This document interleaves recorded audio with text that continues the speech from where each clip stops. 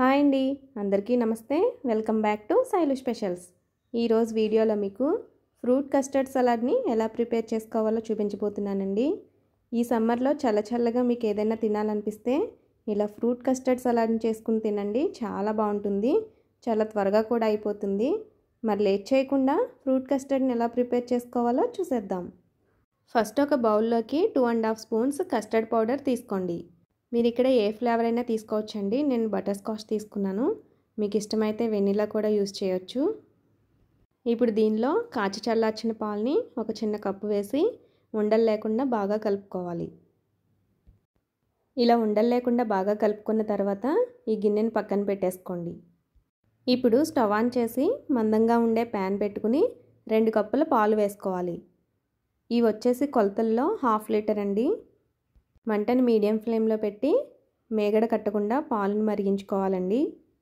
ఇలా మరిగిన పాలల్లో 1/2 కప్పు పంచదార వేసుకుని కలుపుకోవాలి. ఇలా పంచదార బాగా కరిగిన తర్వాత మనం ముందుగా ప్రిపేర్ చేసుకున్న కస్టర్డ్ పౌడర్ని మళ్ళీ ఒకసారి కలుపుకొని ఈ పాలల్లో వేసుకోవాలి. ఇప్పుడు మంటను లో ఫ్లేమ్లోకి అడ్జస్ట్ చేసుకుని కొంచెం చిక్కబడేంత వరకు ఈ పాలను మరిగించుకోవాలి.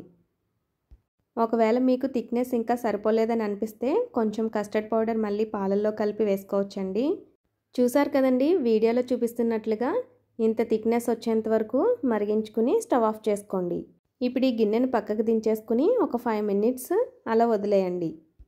కొంచెం చల్లారిన తర్వాత దీన్ని ఒక బౌల్లోకి ట్రాన్స్ఫర్ చేసుకుని ఫ్రిడ్జ్లో ఒక 1 అవర్ పాటు ఉంచండి. ఒక 1 అవర్ తర్వాత ఈ కస్టర్డ్ని బయటకు తీసి మిక్సీ జార్లో వేసుకుని కొంచెం స్మూత్గా బ్లెండ్ చేసుకోవాలి. ఇలా చేయడం వల్ల కస్టర్డ్ అనేది మనకి క్రీమీగా ఉంటుందండి. ఇప్పుడు ఇందులోకి కొన్ని ఫ్రూట్స్ యాడ్ చేసుకోవాలండి. మీకు నచ్చినవి ఏవైనా తీసుకోవచ్చు.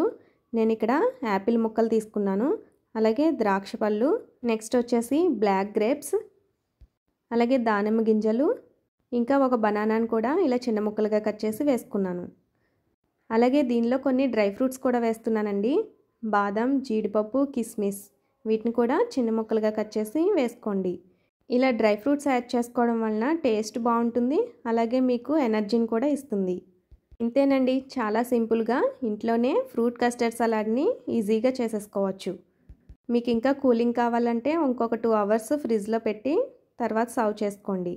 చాలా బాగుంటుంది ఫ్రెండ్స్, తప్పకుండా ట్రై చేయండి. ఈ సమ్మర్లో ఈ రెసిపీని మీ ఇంట్లో వాళ్ళకి చేసి పెడితే సూపర్ అనాల్సిందేనండి, అంత బాగుంటుంది.